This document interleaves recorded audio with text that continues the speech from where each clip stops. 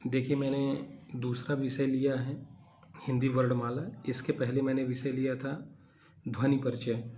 तो ध्वनि परिचय के पश्चात अब मैं हिंदी वर्णमाला के तहत मैं ब्रजेश सिंह अपनी आगे की कक्षा में, आगे की क्लास में मैंने स्वर लिया है और मैं आपको बताऊंगा छोटा, बड़ा, छोटी, बड़ी, छोटा ऊ, बड़ा ऊ, री, ए, आई, ओ।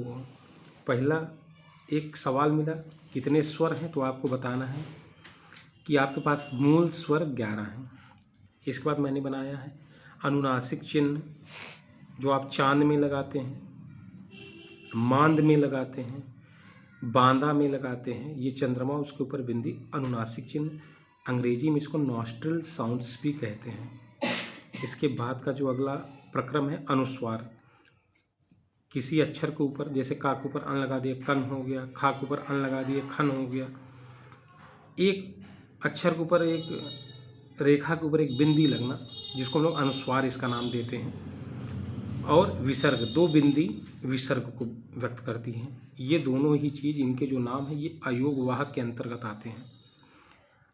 अब बात आती है कि हमने स्वर से अनुनासिक चिन्ह, अनुस्वार, विसर्ग, इसके बाद अब व्यंजन पे आते हैं। का, खा, गा, घा, अंगा, एक वर्ग। इसका पहला अक्षर का, इससे पहले वर्ग का निर्माण हुआ का वर्ग।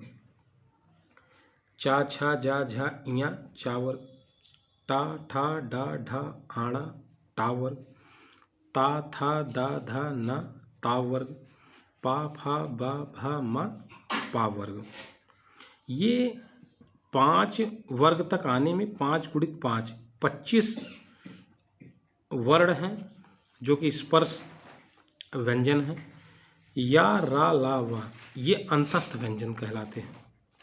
शा, खा, शा, हा, ऊष्म व्यंजन है।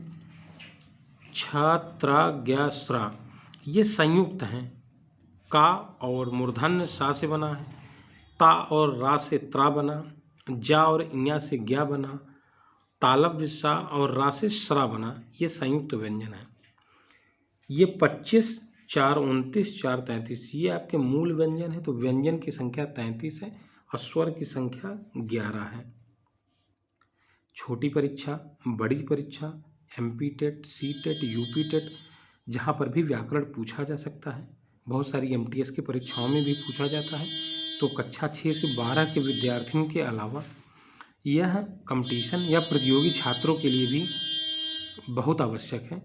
इसके बाद का जो टॉपिक है स्वर वर्ण क्या होता है।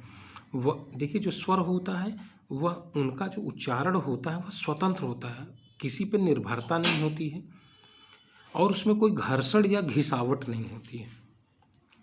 स्वर के प्रकार मूल, दीर्घ और संयुक्त। छोटा आ, छोटी ई, छोटा ऊ, ये मूल स्वर हैं। इसमें छोटा की मात्रा लग गई तो बड़ा हुआ। 2 छोटी ई मिलके बड़ी ई, 2 छोटा ऊ मिलके बड़ा ऊ, ये दीर्घ है।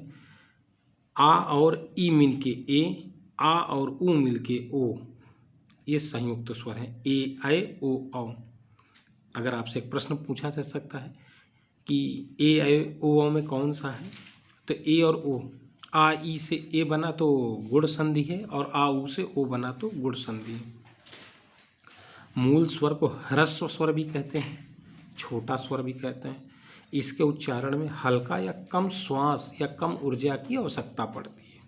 उच्चारण समय कम या एक गुना भी आप कह सकते हो। दीर्घ स्वर क्या है, ये वाले दीर्घ स्वर तो इनके सहयोग से बने हैं। जो जितना हमें इन्हें बोलने में समय लगता है, इनसे 2 गुना हमें इन्हें बोलने में समय लगता है। अब अंतिम पंक्ति है, अंतिम बिंदु है, स्वर मात्राएं क्या है। किसी भी स्वर को बोलने में, उनका उच्चारण करने में जो समय लगता है उसको मात्रा कहते हैं। छोटा की तो कोई मात्रा नहीं, आप छोड़ दीजिए।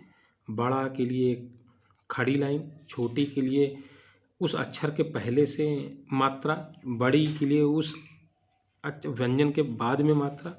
छोटा ऊ, बड़ा ऊ, री, ए, सभी की मात्राएं इस प्रकार हैं। ए, ऐ, ओ, सभी मात्राएं को मैंने आपको बताया कि स्वर मात्राएं किस तरह से हैं और इनको बोलने में जो समय लगता है उसे मात्रा कहते हैं। 9वीं, 10वीं, 11वीं, 12वीं में जो आप छंद पढ़ेंगे तो वहाँ पर मात्रिक छंद में आपको मात्रा की ज़रूरत पड़ेगी।